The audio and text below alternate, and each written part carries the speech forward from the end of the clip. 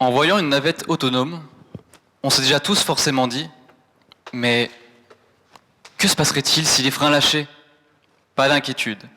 Ma thèse vise à concevoir des systèmes tolérants aux défauts pour des applications de véhicules autonomes. Laissez-moi vous présenter Roby. Roby, c'est un actionneur électrique qui va par exemple intervenir lors du freinage. Il est mignon, n'est-ce pas? Eh bien, mon travail de recherche, c'est de concevoir ce Roby. Il doit être très sophistiqué pour assurer la sécurité des passagers à chaque instant et surtout, il faut qu'il soit tolérant aux défauts.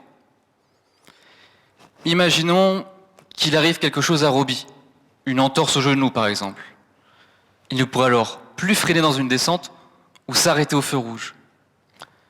Tout ça parce que Roby n'a qu'un seul genou par jambe, alors qu'il pourrait en avoir deux et continuer à marcher même après une entorse. Parfait. Maintenant, Roby est bien stable.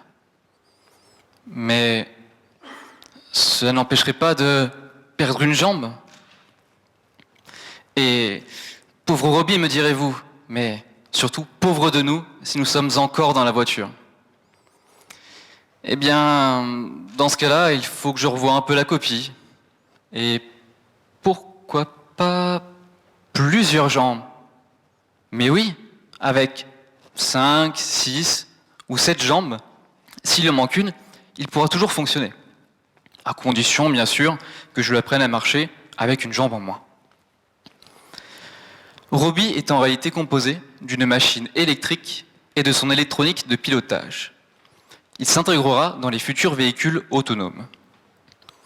Envisager d'augmenter le nombre de jambes, c'est s'intéresser à des systèmes que l'on appelle polyphasés.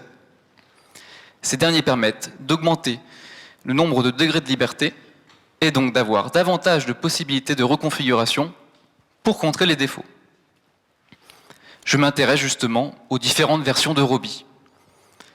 Je les modélise, je leur apprends différentes façons de marcher et je les compare après qu'ils aient perdu un genou, une jambe ou pourquoi pas un bras.